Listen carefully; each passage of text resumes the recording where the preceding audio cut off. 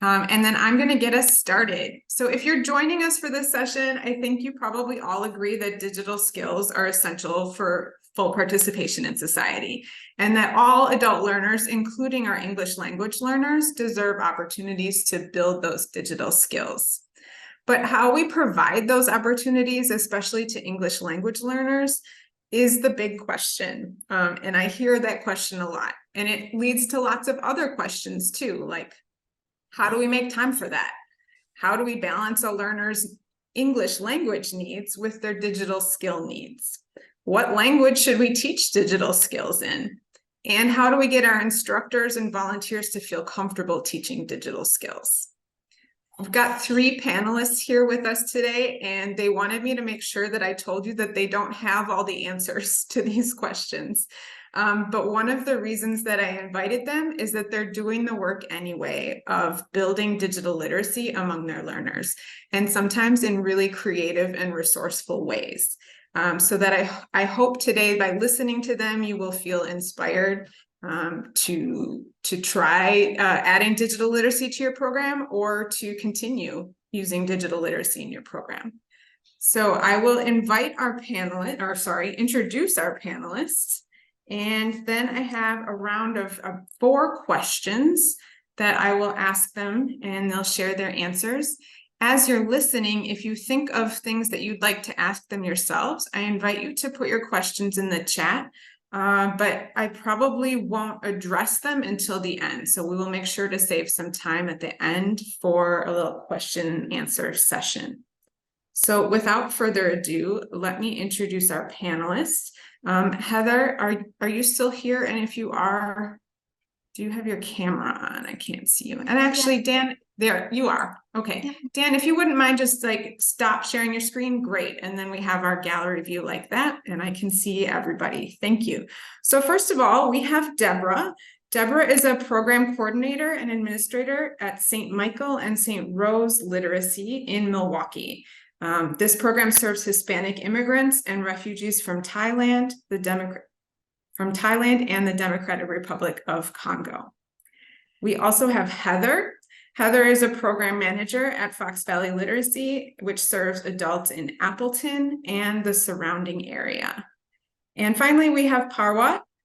Parwat is a Nepali English interpreter and translator, and a workplace computer trainer for Cultural Linguistic Services, which is an office that serves employees on the UW-Madison campus.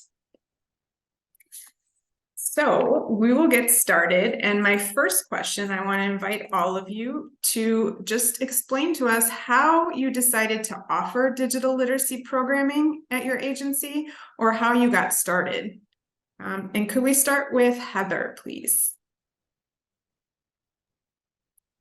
Hi, everybody. Yeah, we had been thinking about it for a couple of years and had been doing it in a very individual kind of, when somebody came in and said that's what they wanted, we made it happen, but we didn't have an actual program. And that started because we had some students come to us who their job retention was at risk because of their digital skills. So one person was working as a server for over 20 years, and her restaurant was bought, and the new owners digitized basically everything. And so even the servers needed to know how to use computers. And so she came to us for that reason. And so that was kind of the catalyst for us, that we needed to start being able to provide it in some way. But it wasn't until about a year ago that we created a more formal program and started to do more robust student and tutor recruitment and training. Did I answer the question? Yeah, thank you. Parwat. Thank you, Jamie. So my unit, Cultural Linguistic Services, over at UW-Madison, had been and still continues to serve employees by providing language support in 6 different languages. But there was a growing shift in computer-based tasks to check for employee essentials, such as paycheck information, benefits information, vacation time, how much vacation did employee accrue, and emails related to work. And I think there had been a stated demand for offering digital literacy program at UW even before I started. But in late 2019, my unit CLS had created a position titled Workplace Computer Trainer, to which I applied and was hired in January of 2020. And that's when my work truly began. Thank you. Deborah, how did you decide to start offering digital literacy programming? Well, I was actually approached through Marcia with Wisconsin Literacy and offered that opportunity to use the North Star program. And the students and the tutors were, for the most part, pretty enthusiastic. Some were a bit hesitant, but the fact that the North Star program is pretty user-friendly because of the videos, the training videos, and then the lessons themselves are very user-friendly. We just found that it really worked well, and we actually started out with up to 17 students, and we have about 29 students in our program. So I thought that was pretty enthusiastically received. Our students are pretty happy to learn a lot of basic computer skills and go beyond basic. Deborah, were your students, before Marcia contacted you about the North Star resource, were your students asking for it, or was that part of their goals? No, it wasn't. Actually, Marcia asking really initiated our getting started with it. We actually hadn't thought of having them use computers. We didn't have any computers for them, and we were fortunate to be able to get some laptops, and that's what really supported our program. Thank you. I'm going to move on to the next question, and Deborah, I'm going to have you start us off. So the next question is just, what does your programming for digital literacy look like now? So could you explain the model? Like, who are you teaching and who's teaching? Is it group classes? Is it one-on-one? Anything that you can help us envision your programming? Sure. Our program is primarily one-to-one. I think there's possibly just one other tutor who actually teaches computer skills through her job. She does computer training, and she has 2 to 3 students, but otherwise it's one-to-one. The students are guided through the lessons. They're helped with the vocabulary. They're also helped with the actual program activities. Thank you. Parwat, what does your programming look like now? Sure. So our program currently is open to all UW-Madison employees, and we are offering our program to different work shifts. So that includes first, second, and third shifts. Currently, our instructions are in English, so we have opened our training for employees who are native English speakers and advanced level English speakers. We're providing group training to employees for the most parts, but we're also providing one-on-one support on a monthly basis. Thanks to Jamie Cobbs, Wisconsin Literacy, and my colleagues Beth Gayton and Jen Sell, we're also currently piloting North Star as a learning tool to see how learners can use it to better their computer skills. A little bit more about our monthly drop-in time. So it's called Open Computer Lab, and this time is reserved for all employees, regardless of their English language fluency, to bring their personal questions about computers and also their smartphones, because nowadays I don't think there's a lot of people that are not using smartphones, and because of that, we're providing this support for employees who use computers as well as smartphones. Employees can also practice their computer skills during this time, and we have 3 dedicated staff support, along with select language interpreters as requested by the employees. Thank you. Heather. So far, most of our programming for digital skills has been one-on-one, either students who that's their sole interest.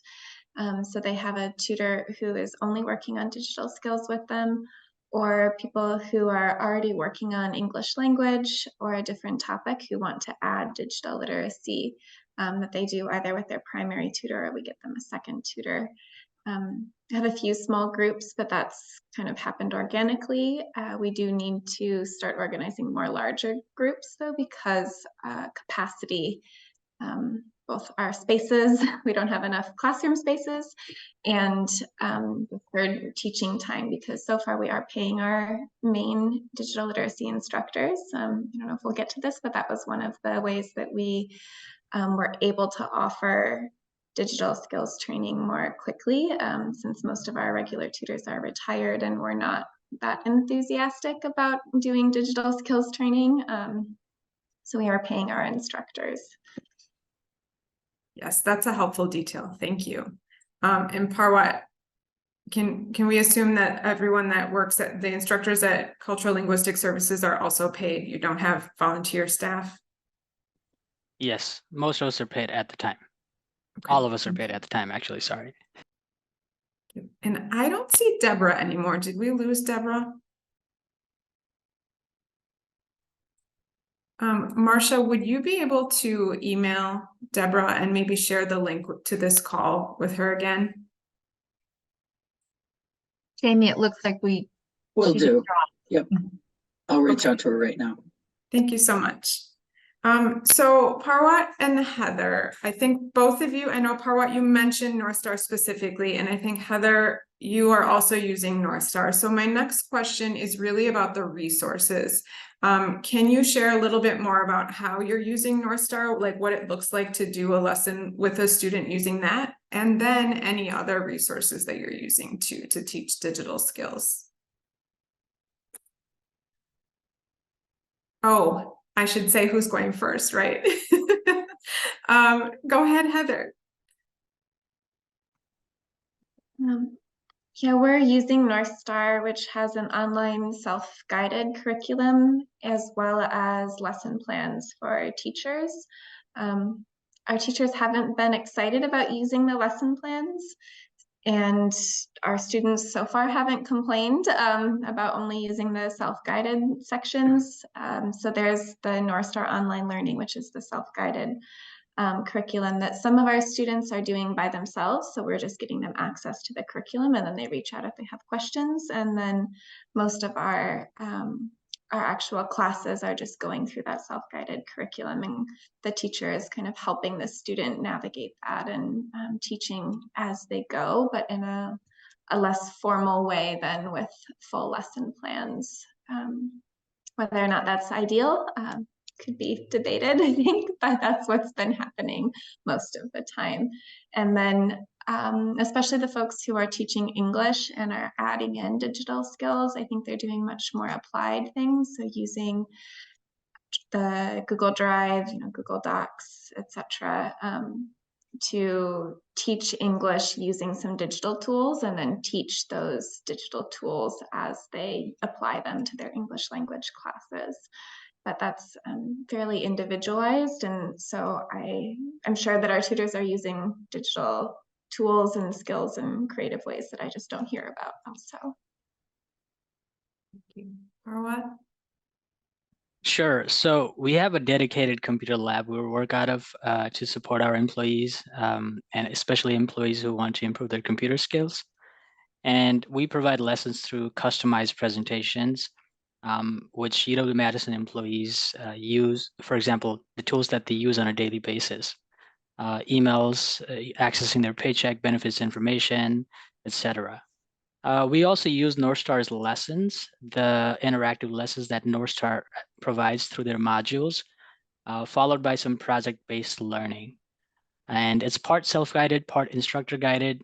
And we found out that this is the best way to kind of teach or instruct employees to use North Star. For example, there's a module about using an email, right? So we go through the module together. I provide the presentation. And then what we try to do is we try to apply that to how the employees will interact with their email systems at work. So I asked them to log into their emails and then try to send each other like a short email, just a hi, I'm liking this class, or I like cats, I enjoy surfing the internet, whatever. And then a thank you. Just the basic etiquettes about email and like where they can find elements such as reply all, subject, where they put the email address, and things of that nature. So that's what we've been doing, trying to make sure that we use the tools we have available, and instruct employees how to get to those tools, but also asking them to kind of apply those skills that they learn to use in their own time as well. In addition, we use a couple of really nice and powerful and interactive tools. One of them called GCF Learn Free. That has a lot of different resources for all levels, people seeking to improve their computer skills at all levels. Another resource that I use is called typing.com. And I also use a website called Mouse Practice, which really gamifies how the mouse functions. So people can like drag a monkey to like, pick fruits or something. And that really teaches the fundamentals of how to use the mouse. That's great. I just put the link for GCF Learns Free in the chat. You said typing.com, and then I'm sorry, what was that last one called with the mouse? I can share that with the folks here. Let me pull that up. I'll put that in chat so everyone can see it. Thank you. Of course. Can I just add that GCF Learn Free is really great after folks do North Star, because North Star is pretty foundational. And so if your students are at more advanced or finishing with that, I want to keep going. That's a great one to kind of scaffold on top of North Star. It looks like Deborah is having some computer issues, but she's going to join us as soon as she can. I just want to piggyback off of this. I know North Star offers all of their modules now in Spanish as well. And GCF Learns Free also has some of their content in Spanish, which obviously is only one other alternate language. But can you share with us if you have students using the Spanish version, or what your thinking is about which language to use when you teach digital skills? Or what? Thank you. So we've only recently started using North Star, actually this year, of February of this year. And in one of the sessions in the summertime, one employee in particular wanted to use or go through the modules in Spanish. And that employee found that that was the best way for them to learn. But there were other Spanish-speaking employees who did not necessarily want to use the Spanish version of the North Star training, because they felt that the environment of the computer that they work with are virtually all the time in English. So for them, they wanted to kind of make sure that they understood how to use computers in an English language. But the employee that did decide to take North Star in Spanish language not only went through the modules that we covered exceptionally well, but also received certificates, the proctor certificates in 2 or 3 of those modules. So there is a success portion there, but just because someone may speak Spanish, we don't always assume that they want to follow or they want to go through the module in Spanish language. Thank you. Heather? Yeah, pretty much the same. We have 2 folks who are teaching digital skills only, like that's the only thing that they tutor. And one of them is a former student of ours who speaks Spanish. And we really try to find ways for students to build leadership opportunities and to, hire them if possible. And so I think digital skills is a really great opportunity for that, because you have a lot of folks who might have advanced digital literacy skills, but maybe lower English language skills, so they can tutor other students who speak their same home language.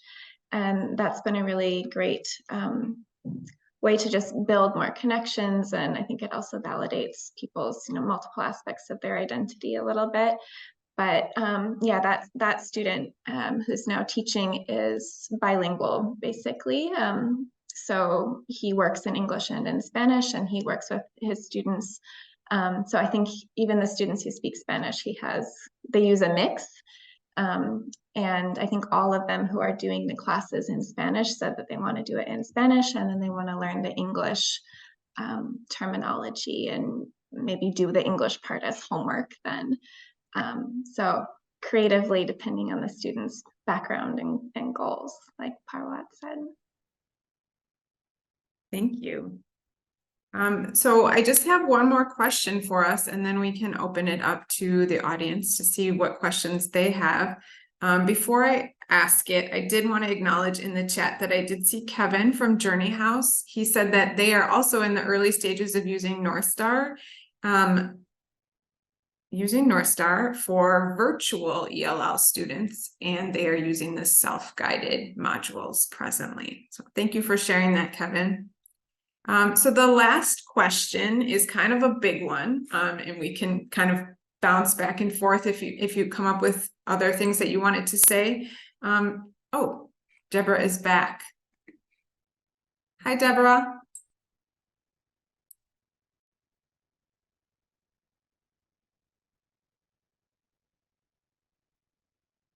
Maybe not. It's just here. Deborah, can you hear me? And are you able to unmute?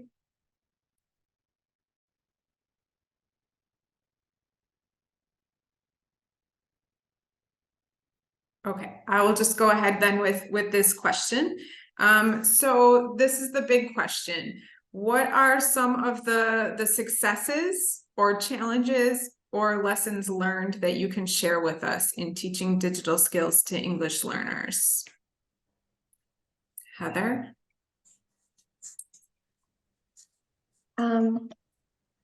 Yeah, I think that the strategy I just talked about, where finding students who are advanced with digital skills and or with English, and inviting them to teach other students who might be more beginner, is something that for a lot of reasons works really well and is a meaningful way to engage students, and also for them to build their resumes and network, and a lot of benefits in addition to the hard skills. So that's something that I would encourage if you have the organizational structure to support that. Paying instructors, I mean, especially if you have students with difficult schedules and more complex situations, being able to pay instructors so that we can serve more students equitably has been really helpful. Rather than having the students with more complicated life situations having to wait longer than the students with more availability. Yeah, we also have computers that folks can use in the office, but I always encourage students to bring their own computer so that they're learning on the device that they'll use. But I'm sure Parwat has, it seems like you've prepared a bit more than I have, so maybe if you talk, then I'll have some more ideas and can piggyback off of you and Deb later. No, you're inspiring me, Heather, because I was going to follow along with what you said. From what we've presented and from what we've offered at UW here, the challenges, and we're just learning it now, especially with the North Star online learning tool, is that depending on the group and depending on the shift, there will be different dynamic. And what I mean by that is that the pace of the lessons will be different. Some groups might just whiz through the lessons, whiz through the training sessions, and you're like, oh, this is great. But then there might be times where you may have to allow yourself a little bit more time and a little bit more patience to go through some fundamentals with a different group. And in those cases, I think it might be helpful if you have at least someone else with you as a co-instructor that can support you, because computer trainings are hands-on training, and to be able to support people, show them what they need to show them what they can do, how they can use computers, and let them know that there's no mistake they can make using computers. I think that would be very helpful. A lesson that I have learned and we've learned is that English language skills does not always equal to computer use skills. And this is kind of the example that Heather provided earlier. Someone speaking a language other than English can have a much better grasp in using computers and vice versa. And that can actually be a pretty good opportunity to bring people together. If there's someone that is willing to or wanting to learn a little bit more or improve their English a little bit more, but they understand computers much more than a native English speaker would, then there's a real opportunity there. And this lesson is something I'm sure my colleagues at CLS can also approve, is that in providing computer training or any sort of training, I think it's best not to underestimate the time and the pre-work needed to make sure that the lessons and the training will go smoothly. And I've kind of learned this, I don't want to say the hard way, but it's because I'm new to this position, I've been learning this as I go. So definitely dedicate enough time for the pre-work and the admin work. Thank you. Deborah, I can see you. Welcome back. Yes, I'm so sorry. That's okay. It happens. So we are just sharing any lessons that you've learned in building digital skills of your learners, or successes or challenges. And I know that you have all of those great photos and quotes that you collected. Do you want me to show that right now as you answer that question? Sure. Okay. That would be fine. And then you'd like me to answer while you're showing? Yeah. Okay. That would So be great. you'll see in the photos that we have some, I shouldn't say a lot, but we do have many older retired people that really didn't feel initially confident using the computer and teaching computer skills, but they did find through the tutorials and the trainings through North Star that they became more comfortable. And when they were able to tell their students that they were learning right along with them, I think that made the lessons go a little better. So we do have some Spanish speaking students where Spanish is their first language. Brenda mentions that, and Anna mentions also that they've tried the lessons in Spanish and English. And one thing I think we were very happy to see, and one of the goals I think in teaching computer skills is so that the students didn't lose working on English. And so Brenda said that she felt she was also working on her English language skills while working on the computer skills. And Anna did try the program in Spanish and English. Brenda tried the assessment in Spanish first and then in English, and she said that was helpful. So the other thing we found that's really essential is sitting next to the student and guiding them through the lessons, because a lot of times the concepts are difficult to understand in English, and writing vocabulary words and the definitions. The program also provides resources for the vocabulary and matching the vocabulary with pictures in the basic computer skills. That seems to have been pretty important. So I think I kind of covered what Brenda, Anna, and Roseanne had to say. And I believe the next slide shows Jody with Kane and Hutu. They had already been familiar with using a computer. Their English language skills were fairly high, so they didn't struggle as much with the computer program.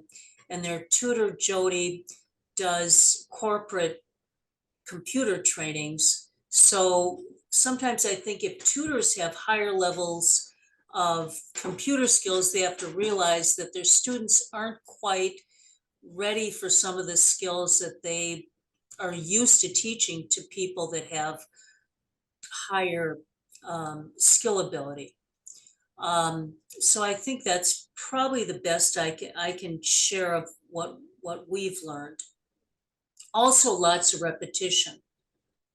You know, repeating the lessons seems to really be necessary. Thank you. And actually, while you were gone, we talked about whether or not to use North Star in English or in Spanish, and you answered that. So it's like you never left. Oh, thanks. Oh, gosh. Just want to give Parwat or Heather a chance. Did you think of anything else after hearing Deborah that you wanted to say about successes, challenges, or lessons learned? I would say that we tried a mixed group class. So we had an Excel class where we invited staff, tutors, and students to learn together. It's a model we're experimenting with, and I think there are benefits to that model that are more kind of social and soft skills benefits than necessarily learning the digital hard skills. We found that a lot of the students who were there had higher digital skills than the volunteers, but the English was a challenge, and staff was kind of a mix in between. So I think that that's a model to explore because digital resilience is so important, and we're all learning digital skills.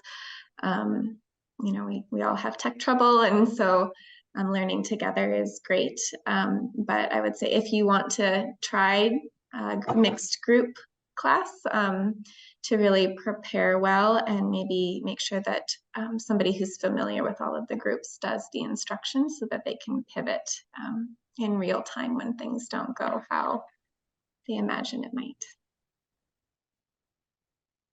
I had a question for the whole group, and I see Cynthia had it in the chat as well. I heard you say you encouraged the students to bring whatever kind of device they're working on, tablet or laptop. Do any of you prefer tablets, laptops? Do you work with their phones? I don't use the phone. We don't use the phones. We only use the laptops. So I've actually provided a training during COVID, and it was a virtual training that we provided for employees to access their work tools on their smartphones. And it was actually just iPhones because, you know, we have iPhones and Androids. So we provided that training for employees, and we created some lessons based on how employees would see something on their iPhones and how they could navigate what they see on their iPhones. Having said that, that's not our primary goal, but we're using a computer lab, so employees are on the computer learning North Star. Having said that, we do offer the monthly drop-in sessions where people are going to bring their laptops, their tablets, their smartphones, and the goal is to try to help them as much as possible, right? I mean, like Heather said, we're learning along the way, and there might be times where I may not even know, or our support staff may not even know how to support someone who is bringing their laptop or a tablet. But we do offer at UW the opportunity for people to bring in any questions related to tech, specifically, you know, computers, laptops, smartphones, and tablets, so that we can try to at least show them or problem solve with them. Yeah, our classes haven't focused on tablets at all. I'd also say Chromebooks aren't ideal unless your student's learning goal is specifically related to helping their kids with school, since most school systems seem to use Chromebooks. But a lot of our students and tutors have questions about smartphone use. And so we've done that more on a drop-in basis where that's happened kind of outside of classes, unless the individual pair is able to work on that themselves, but it's not been in a structured, we're having a class on how to use smartphones, for example, kind of format. And I will add that one of the challenges with North Star currently is that it's not 100% compatible with smartphones or touchscreen tablets. And so this isn't a session all about North Star, but since it seems to be a primary resource that a lot of our members are using, that is one thing to know. When you're doing the mouse lesson, for example, it's way better to actually have a mouse in your hand than to try and do a touch screen to learn about a mouse. So North Star isn't always compatible. But we do know as well that so many of our adult learners have phones and they come with a phone. And so that is a great place sometimes to start with what they know and what they're familiar with and those digital skills, and then explain how they transfer to a computer. So I want to open it up for other questions that you in the audience might have for our panelists, for me, or any comments as you're hearing about what these members are doing to teach digital literacy.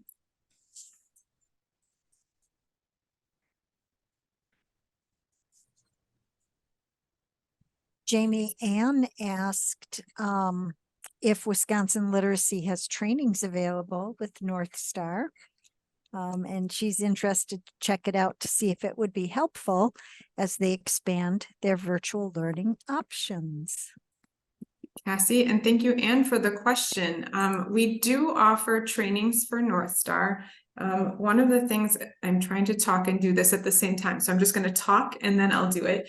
One of the things I mentioned just at our annual member meeting is that if you are not currently using North Star and you'd like to see if it's a good fit for your program, I'm offering a demo of the resource next Wednesday morning, and you are welcome to join that. Or if that time doesn't work for you, you can email me and we can just meet one-on-one. I can show you that. If you already have North Star, if you have the account and you want a refresher, or you want to think about like how to onboard your tutors and really implement it in your agency, I offer a training called Tutoring with North Star. And that is available on our website. You can see on our calendars when it's available, and you just sign up. You can send your tutors to it. If you are a program director, you can come to it first to kind of see if that's worthwhile. I don't unfortunately record those workshops because they are really hands-on. I try to give tutors the experience of logging in themselves, and then how to navigate the North Star tool, and then how to explain to a student how to navigate it as well. All right, I will find the link to that demo. Jamie, I have a question for the panelists. Heather, you had mentioned sometimes working on the Chromebooks for maybe school related. Are any of you getting any questions regarding how to access their patient portal, or anything around the health digital literacy area?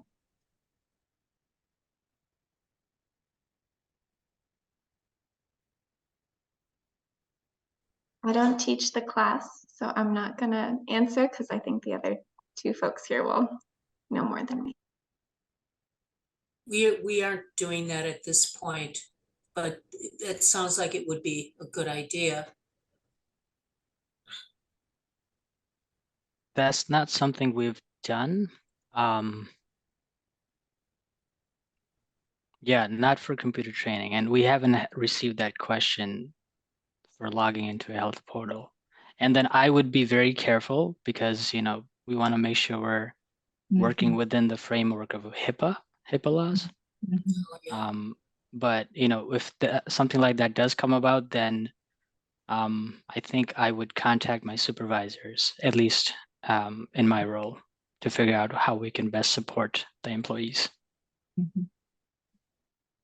There is a unit, so North Star offers 15 different units, and so there is a unit called Accessing Telehealth Appointments, which does give learners practice kind of logging into a dummy health portal. But it's really mostly about how to do the telehealth then, and it's almost more of like a Zoom training or something like that than it is for the other features of a health portal.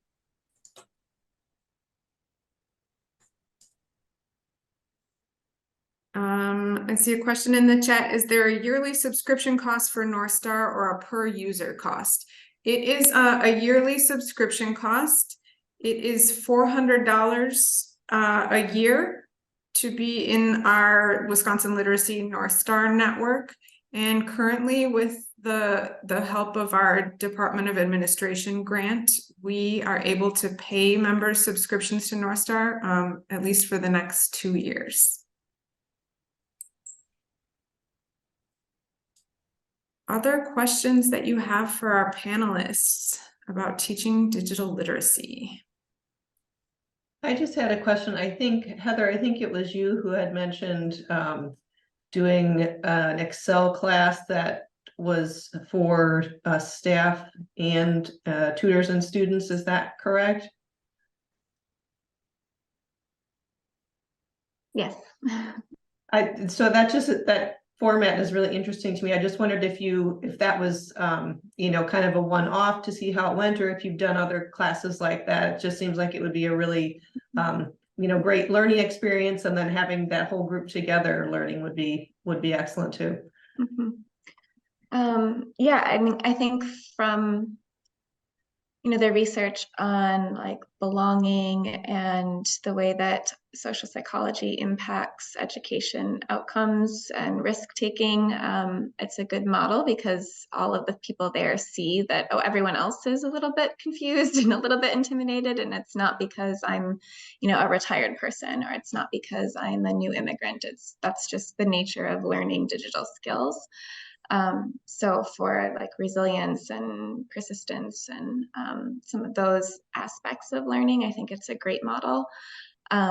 We had a different organization facilitate the class, and I think I would teach it, or I would work very closely with an instructor to teach it, so that you can make sure that you're prepared to pivot in real time and just really understand who's in the room and how they're going to learn and what they might need, and then how to kind of read the group as you're going, because I think it does require a bit more in that way to make it meaningful and beneficial for everyone, and for everyone to even be able to do the same things in more or less the same time. That's great. Thank you.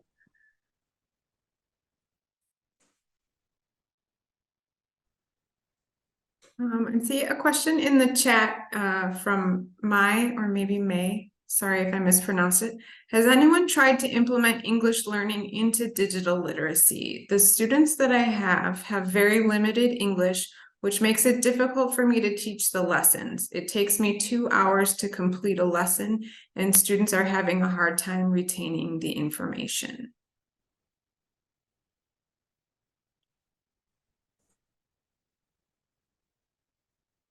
I guess I could speak to that. So we are teaching digital literacy skills to students that have such a low English language level that it would really be laborious to go through all of the lessons. All of the students that are working on the lessons are probably at least at a level 2. We still are guiding the students through the lessons and explaining some of the vocabulary, but it isn't like we're explaining the majority of the vocabulary. And are you also saying, Deborah, that you wait you wait until they have a little bit more English, like a level 2, before you start the digital skill instruction? Yes, and you could see from some of the slides that were presented earlier and from the quotes that a couple of the students, the 2 Spanish-speaking students, said they felt they were learning English right along with the digital skills. So, my thought is if the students' English communication is at a higher level where they can, communicate at a low level, but they can communicate, that seems to work. Thank you. I think that there's 2 ways that we're approaching that question. And one is, like you said, just going much more slowly and starting by teaching some of the directions words, the click, the open, all of those words like textbooks kind of do for English. And then really pre-teaching the vocabulary using visuals. So North Star has a little bit of that, but I think for beginners, it's not enough. And so creating our own presentations, because North Star, I think, correct me, Jamie, if I'm wrong, but I think it's designed for more of an intermediate English level student.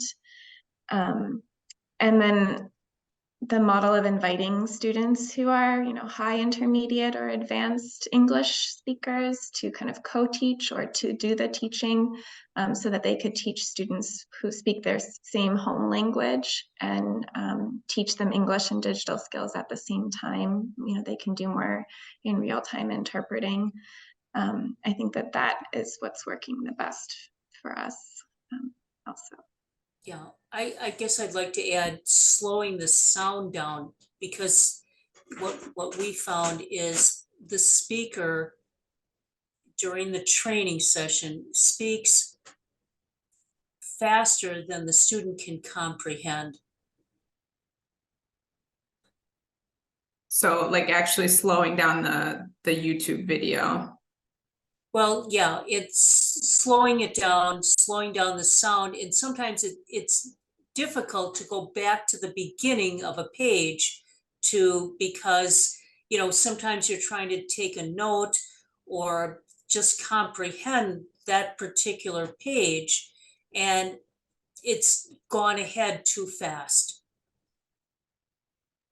I think, we all sometimes try to learn something new, and the person that's speaking in a video, if they're speaking faster than we can either take notes or just take it all in, and you can't go back, it obviously you don't get it. I wasn't looking at the time because this was such a great conversation, but we only have 1 minute left. So I want to thank Heather and Parwat and Deborah so much for sharing their experiences in teaching digital literacy. And I want to thank all of you for attending. Our next session, Cassie just put it in the chat, starts at 2:40, and it's called Using TABE Online. If you have further questions for our panelists, I'm putting my email in the chat, and so I encourage you to email me, and I can put you in contact with any of them, any or all of them, as it fits your case and your questions. Thanks again.